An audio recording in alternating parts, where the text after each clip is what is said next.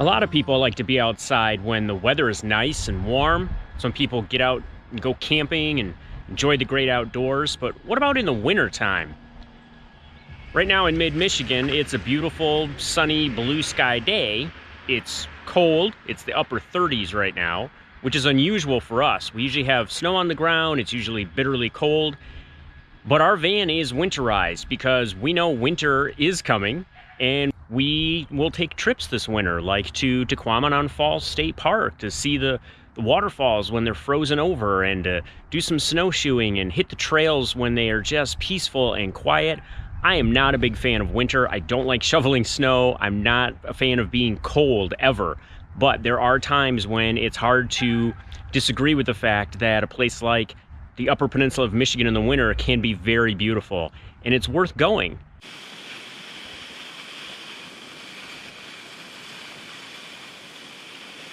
Pretty cool, isn't it? It is very cool.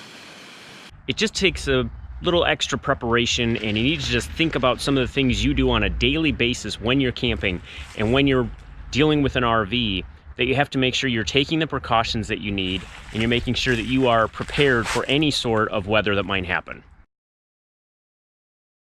A big part of being prepared for traveling in the winter is making sure that you have good tires. Make sure there's plenty of tread left on them. Make sure they're in good shape. They're not going to cause you any kind of a problem, and they're going to give you the traction that you need if you hit some kind of ice and snow. Now, we do have a 4x4. Our Roadtrek 190 Popular is four-wheel drive.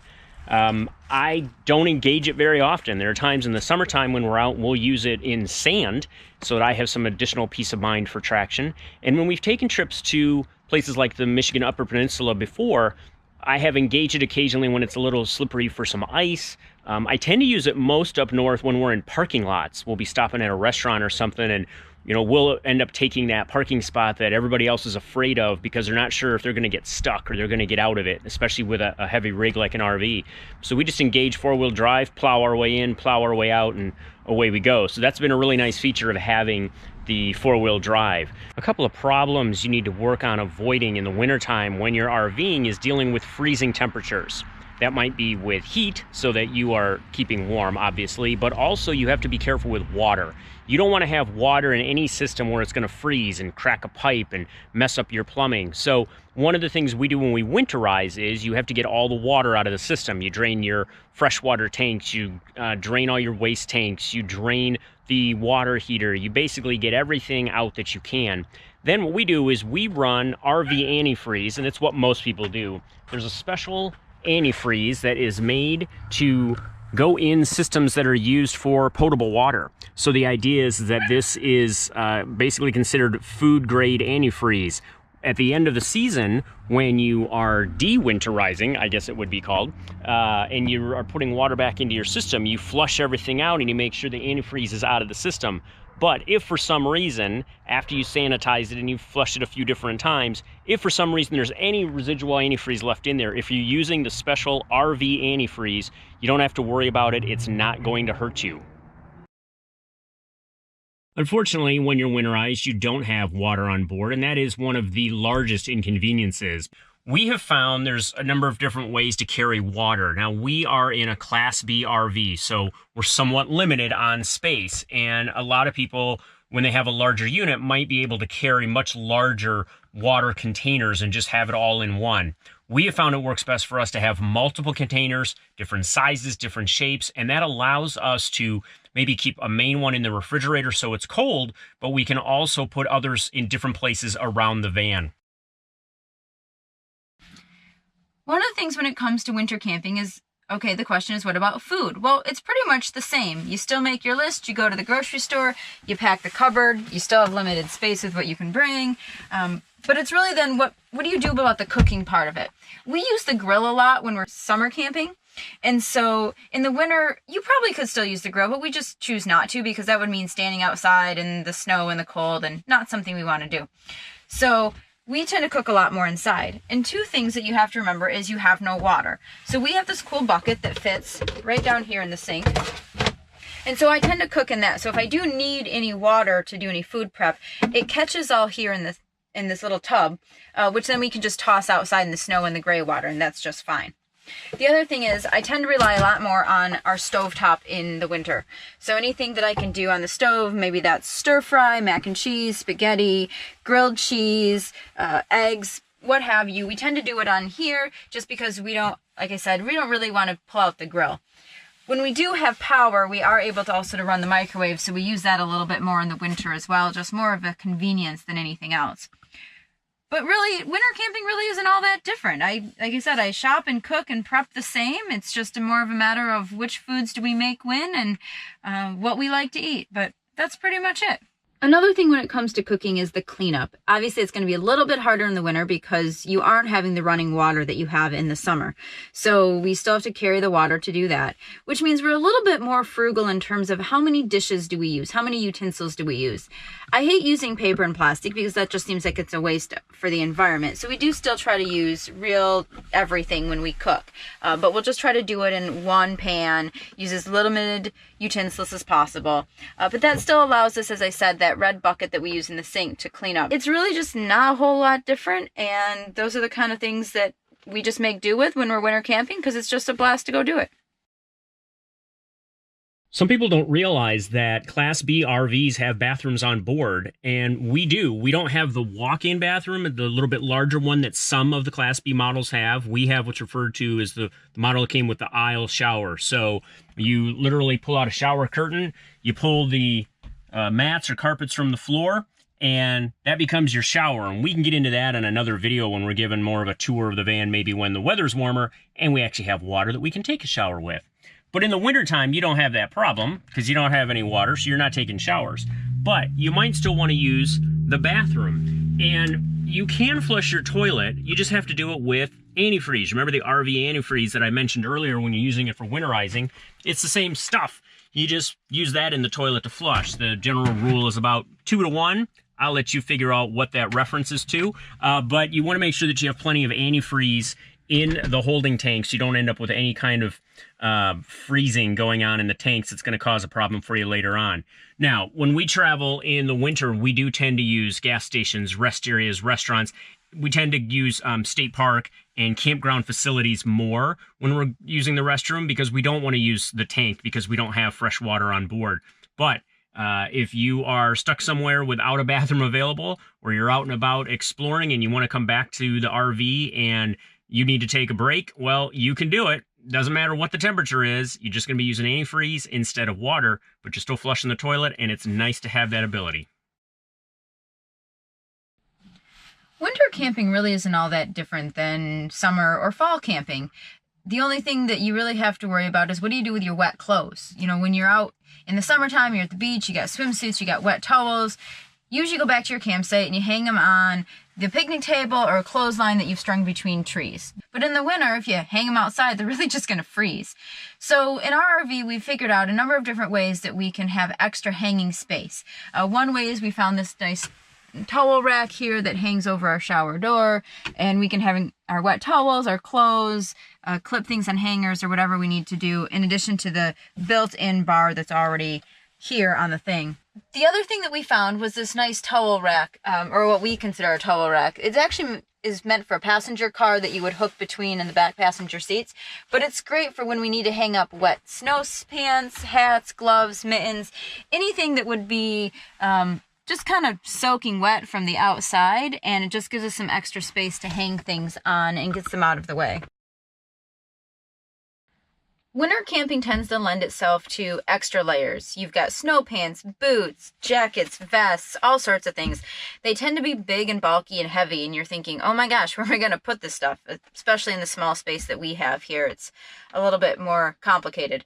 But we actually found in the winter, we do have quite a bit more space because normally, for instance, this cupboard here, which is our third seat, is normally filled with our life jackets and other things that go along with our kayak. This will be a number place where we can shove some of those things like our snow pants so that we can get them out of the way.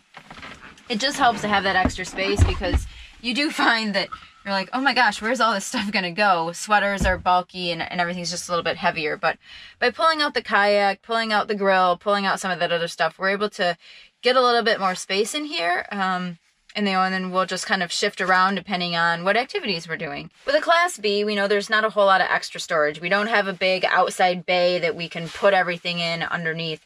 We have a little bit, but not a whole lot. So when it comes to winter camping, and you know you're going to have some wet things like your snowshoes or cross-country skis, whatever you happen to bring with you, you have to be a little bit flexible. We don't exactly have a mud room in here, so we just know that when we come in after a long day, we usually just put a couple towels down on the floor, put the snowshoes here to dry for an hour or two before we bag them up.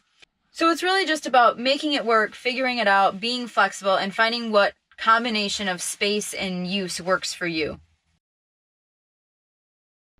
It's more than 51 degrees in the van right now, but that's because it's unseasonably warm outside. It's in the mid to upper 30s, and that temperature is going to drop rapidly as soon as we start heading north anywhere. So we have to be prepared for heat. Not that 51 is going to be warm in a little while after I'm in the van for a bit, but coming in from the 30s, it feels pretty decent in here.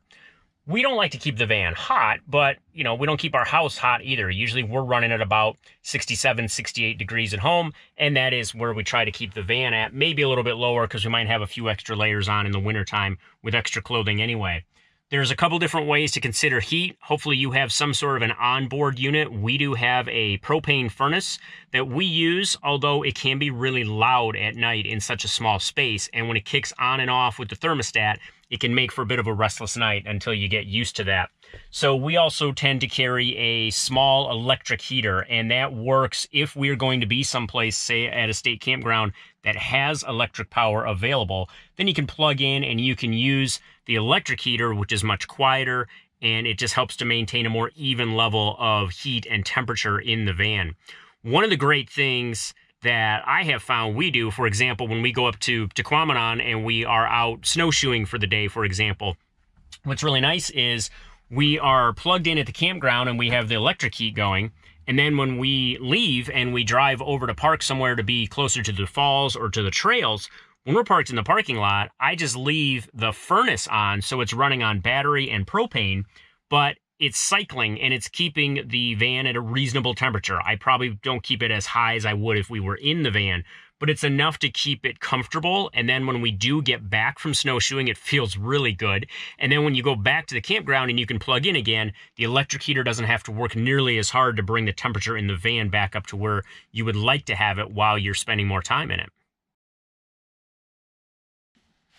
We've talked before about how we really love our sleep sack. It's just really nice. It's got both a winter and a summer mode. So in our upcoming trip, we'll be using the winter mode, which is just a little bit thicker, and it keeps us really warm with the heat on and everything, but you just never know how cold it's going to get, especially when we go to the Upper Peninsula. So it's always nice to just carry some extra blankets.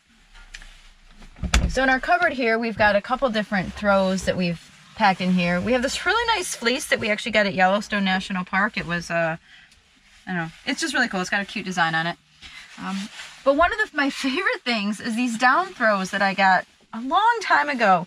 And they're super thin and they're super little, but they are so warm. Sorry, that was probably kind of loud. And they're just great because they don't look very big and they look really thin, but because they're down, they're super, super cozy. And you just toss one of those on top of you at night and you'll actually usually find yourself kicking it off in the middle of the night because you end up too warm. But it's just great to have those on hand. You just never know. Or if you're sitting on the couch and you just want to curl up with a blanket while you're reading a book, just remember to always carry a couple extra things with you. And like we said, for us, it's small, so these fit really well in the cupboard. In addition to producing heat, you have to think about heat loss. So make sure everybody coming in and out of the RV does it as quickly as possible and get that door shut right away. But also think about where you are going to lose heat, and a lot of that is going to happen through your windows. So in addition to curtains, we have found this Reflectix material, and I'll put a link below. It's essentially, to oversimplify it, it's aluminum foil wrapped around bubble wrap. But the idea is that it gives you an air cushion or a barrier in between that cold glass and the warm interior. And we have found it makes a tremendous difference in helping to keep the van a little bit toastier once we have it all warmed up. One last thing I will mention about winter camping that is significantly different than camping in the middle of the summer is daylight hours. We have much shorter days, obviously, in the winter, particularly depending on what part of the country you're in. So we have found that you obviously have a situation where you are inside maybe a little sooner because it's cold and dark outside, but that means it's darker inside because you don't have that sunlight filtering in through the windows well into the evening. So we did a project in the Roadtrek where we converted our overhead fluorescent lights to LEDs. And I can put a link to the company that we use. There's a lot of different kinds out there. We also have a blog post that I wrote about it that talks about what we did and how it worked for us, along with pictures as kind of a guide to walk you through it. So take a look at that. I'll put that link down below as well. Just like everything else in life, everybody's going to have their personal opinions and their own tips and tricks on how to do things. And RVing in the winter is no different because everybody has solutions that they have found that work for them. We hope this video has given you some ideas to think about. It shows how we survive cold winter temperatures in a Roadtrek, and we have found that it works really well for us. So hopefully it'll work well for you and you can get out there and enjoy camping year-round. It can be done in the winter. We think one of the keys to camping, regardless of the season, is having fun. So find a way to get out there, have fun, keep on trekking, and we hope to see you out there soon.